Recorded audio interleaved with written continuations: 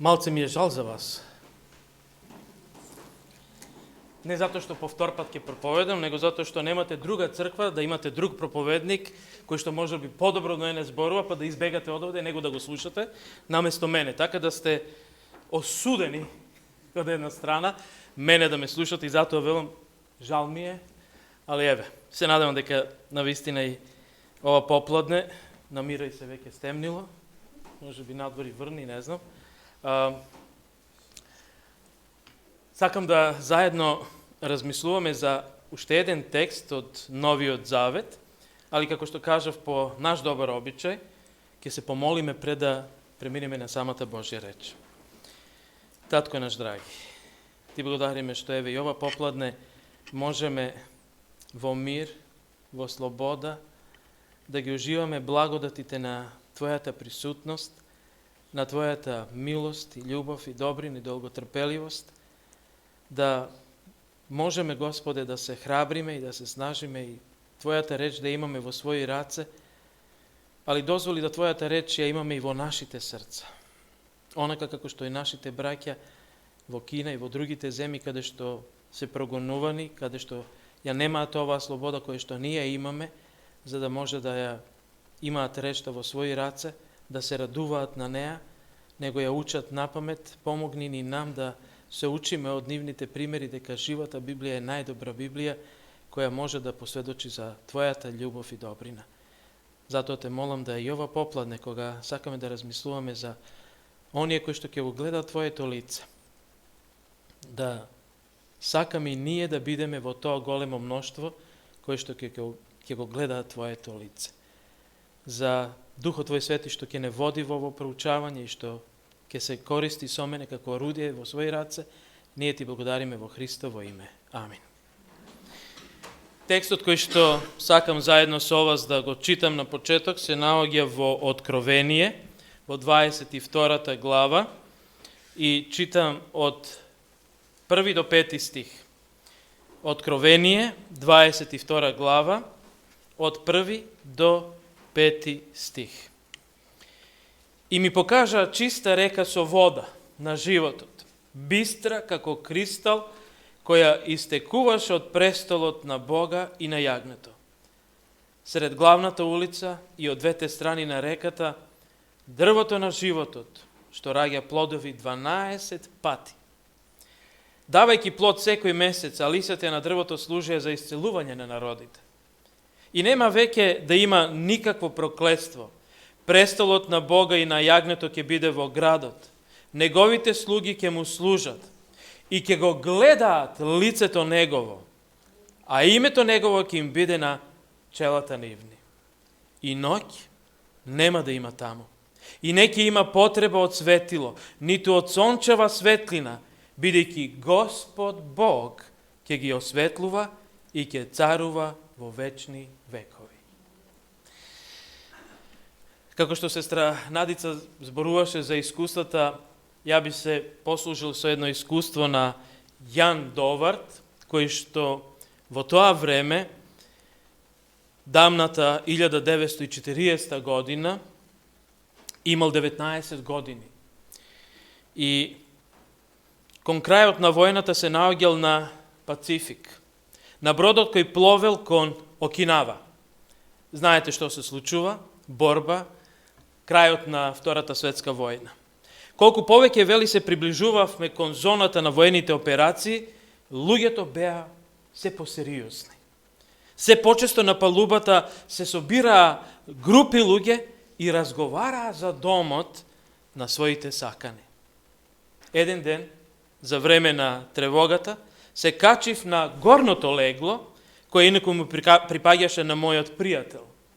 Тој ми ја позајми книшката под наслов Heaven, небо.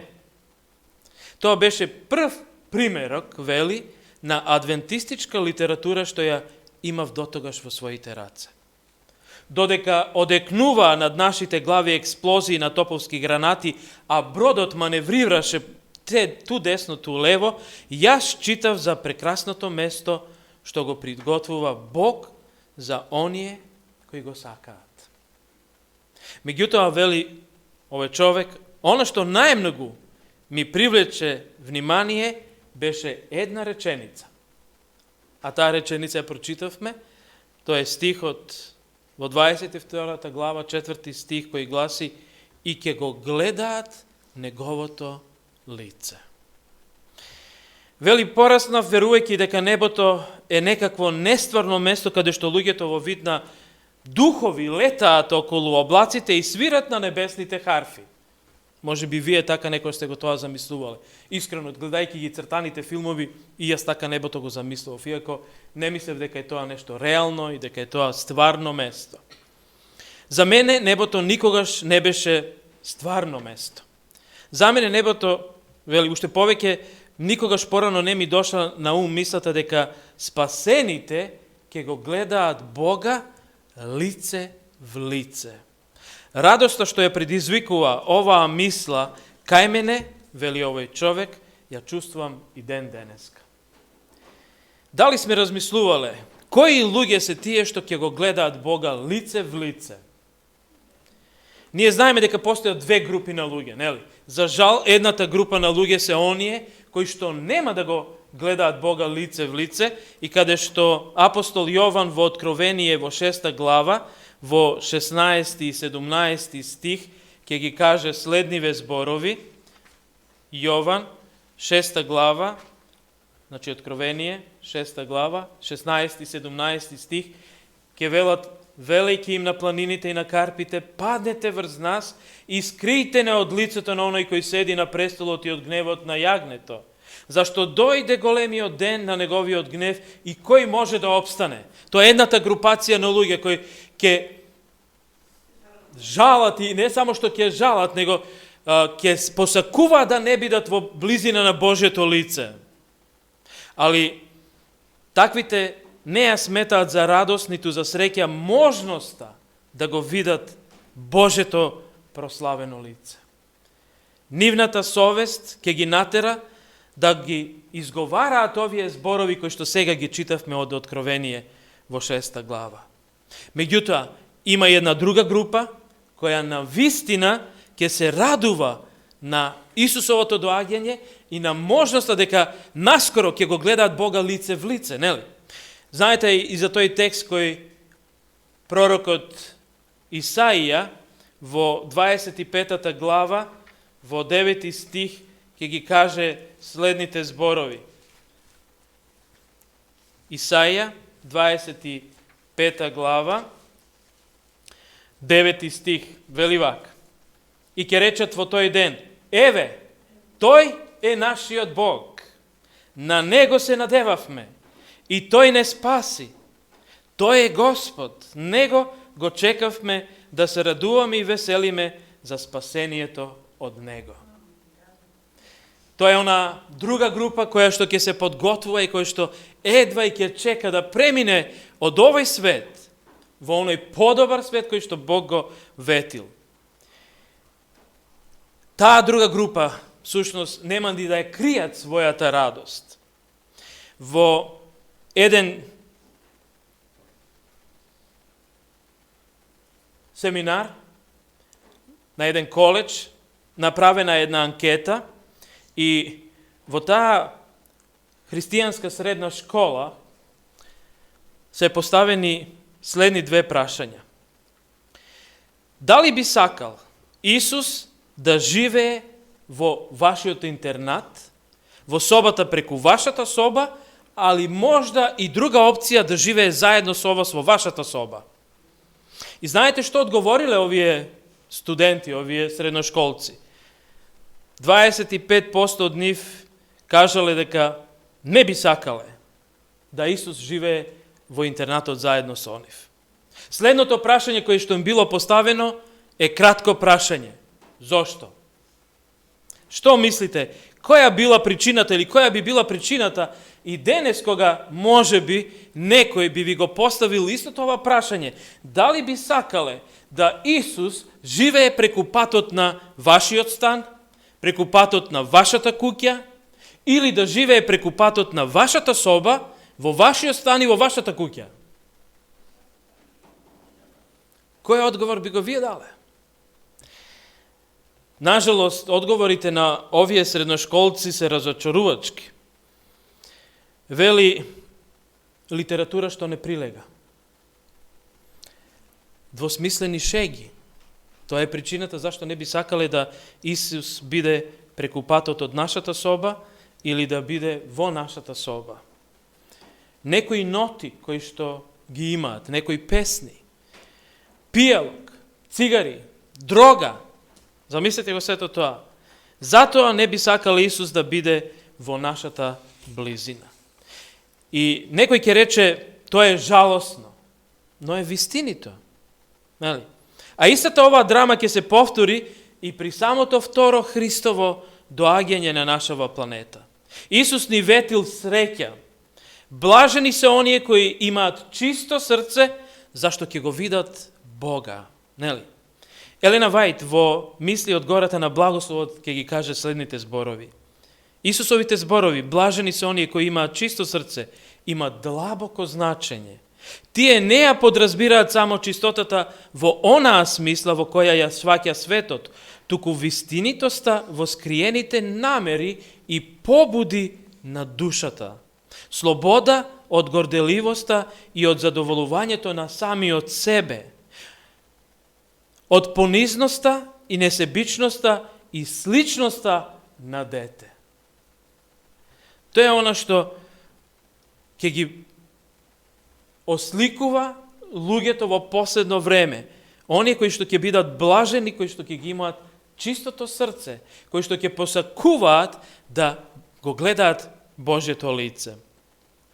И апостол Јован зборува за овој предмет, каде што во 1 Јованова 3 глава, 2 и 3 стих, ќе ги каже следните зборови. Љубезни, сега сме деца Божи и уште не се покаже што ќе биде, туку знаеме дека кога ќе се покаже, ќе бидеме како и тој. Зашто ќе го видиме како што е. Нели? И секој што ја има оваа надеж на него, се чисти како и тој што е чист. Дали ја имаме оваа надеж? Да бидеме како што е Исус. Да посакуваме да го гледаме неговото лице. Во помала мера сите учествуваме во оваа голема борба. Никој од нас не е изоставен во големата борба помеѓу доброто и злото. Ние секојдневно, секој миг одлучуваме во оваа борба на чија страна ќе застанеме. Чии следбеници ние ќе бидеме. Елена Вајт во големата борба ќе ги каже следните зборови. Големиот бунтовник секогаш се трудел самиот да се оправда и божественото владење да го представи како одговорно за бунтот. Значи, ја не сум крив, Бог е крив за сето ова. За таа цел ги употребил сите сили на својот моќен разум. Работел промислено, систематски и со голем успех. И ние тоа денеска можеме да го потврдиме. Заведувајќи големи маси да го прифатат неговото објаснување за големата борба што трае толку долго. Илјадници години овој водач на заговорот потурал заблуда наместо вистина.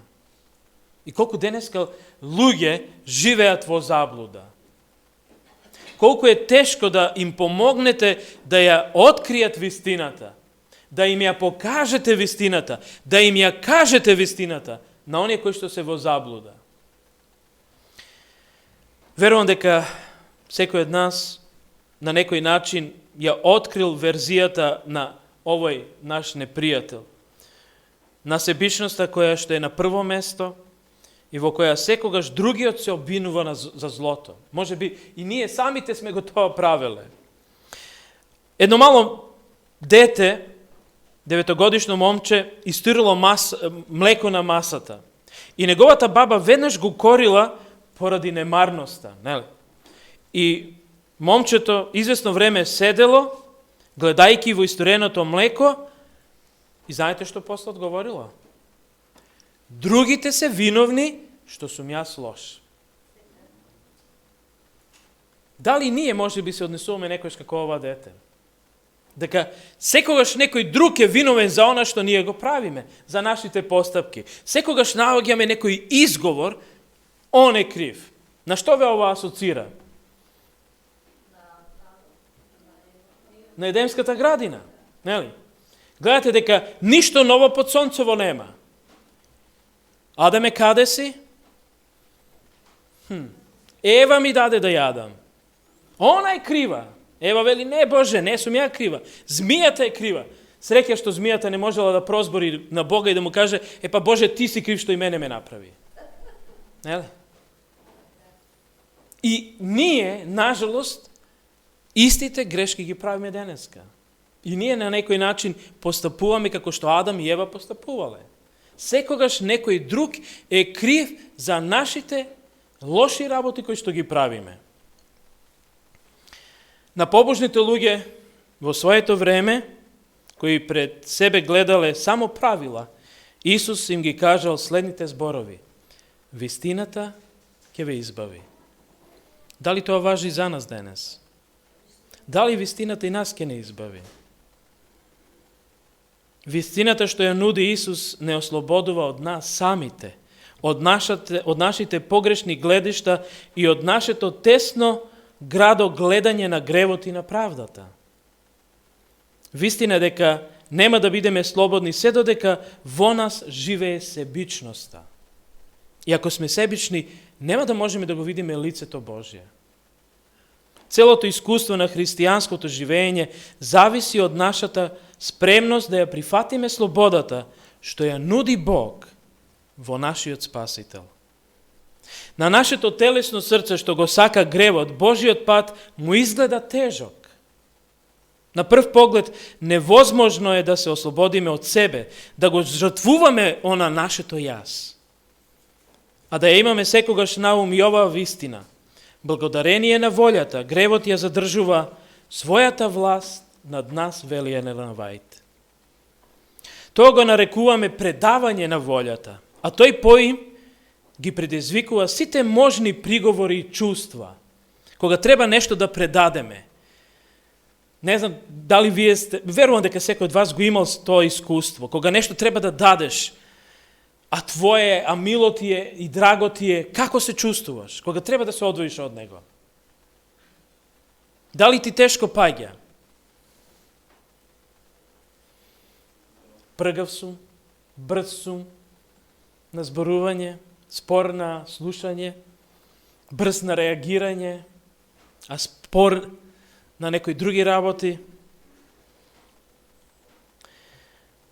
На некој начин се чини дека предавањето како да означува губиток на некој дел од нашето тело.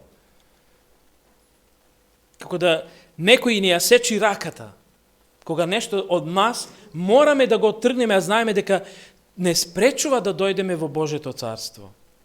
Исус затоа зборувал во својата проповед на гората и Елена Вајт вели вака: предавањето на волјата е прикажано со ископувањето на окото или со одсечувањето на раката.